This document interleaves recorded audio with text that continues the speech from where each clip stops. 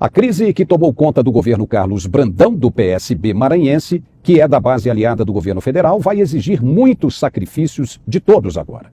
Dias duros estão chegando por aí. De acordo com o que apuramos, cada Secretaria de Estado terá que dispensar 30% dos cargos comissionados e 50% das gratificações, ou seja, desemprego quase que total à vista em um estado que já está destroçado há muito tempo. O servidor que não for trabalhar não será considerado necessário. Serão todos exonerados. O governador tentou um empréstimo de 2 bilhões de reais para solucionar parcialmente a situação da crise, mas foi negado porque o Estado deixou de pagar parcelas dos empréstimos que fez com bancos internacionais sob uma liminar concedida pelo ministro Alexandre de Moraes no ano passado. Você se lembra disso?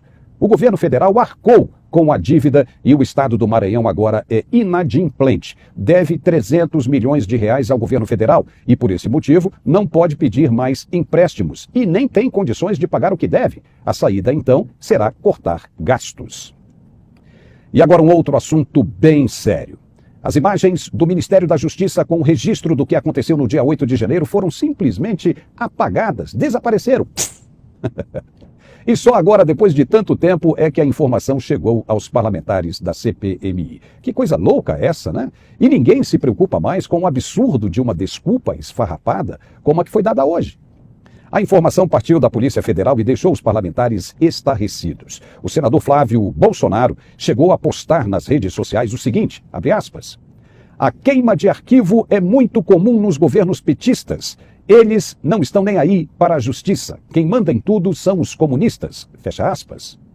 Outro senador, Eduardo Girão, foi mais além e chamou o fato de esculhambação e um desrespeito com as instituições como o Parlamento e o STF. Ele concluiu dizendo que a cada dia vai ficando cada vez mais evidente a verdade, que foi a omissão do governo federal em relação aos atos de 8 de janeiro que poderiam ter sido evitados. Para o senador está claro, muito claro com essas palavras, que o governo é cúmplice dos atos criminosos daquele início de janeiro. E se a gente analisa bem direitinho, o judiciário manda prender por precaução aquele que pode atrapalhar todo um processo investigatório. Mas isso que está aparecendo agora pode ser claramente interpretado pela CPMI como uma obstrução de justiça. Ou seja, como os outros foram detidos, os parlamentares se questionam agora por que a PF não pede também a detenção dos responsáveis por esse crime de obstrução. E teve mais.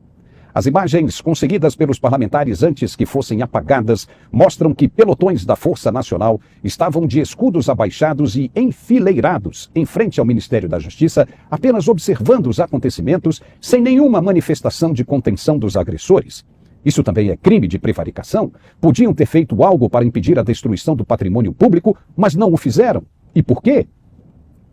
São muitas as evidências que complicam demais a vida dos que estão sendo acusados e que permanecem soltos. O general G. Dias, por exemplo, recorreu ao STF para ficar em silêncio no depoimento dele marcado para essa quinta-feira, dia 31, no Congresso Nacional, na CPMI. Logo ele que pediu pelo direito de permanecer em silêncio. Mas ele não pode, deveria e deve falar tudo, botar para fora, responder a todas as perguntas dos parlamentares de direita e de esquerda também. É diferente do coronel Mauro Cid, por exemplo, que é a terceira parte no processo, que não estava nem no Brasil quando tudo aconteceu e estava sendo questionado com um claro propósito de incriminar uma outra pessoa. No caso de G. Dias, não. Tudo é diferente. Ele era o ministro-chefe do GSI, o Gabinete de Segurança Institucional, era do governo que acusa e pede providências. Foi flagrado pelas câmeras de segurança do Planalto em conivência com os agressores invasores. Além disso, de novo, ele é parte acusatória nesse processo que prejudicou a vida de muita gente. Tem cidadão preso até hoje sem saber o porquê. Ele tem que falar. G. Dias, se calando, ficando em silêncio, no caso específico dele, será a confirmação da culpa, o consentimento da acusação que cai sobre a cabeça dele, entendeu?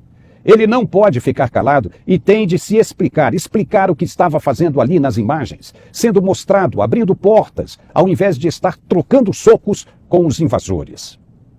Essa quinta-feira promete ser mais um dia bem quente e tumultuado no Congresso Nacional. Estão previstos inúmeros bate-bocas entre os parlamentares de direita e os da tropa de choque do governo que não parecem estar interessados na elucidação desse episódio e sim apenas em livrar a cara dos amigos e aliados, não importando se senhoras idosas ou pessoas que precisam de cuidados médicos ainda estejam mofando na cadeia.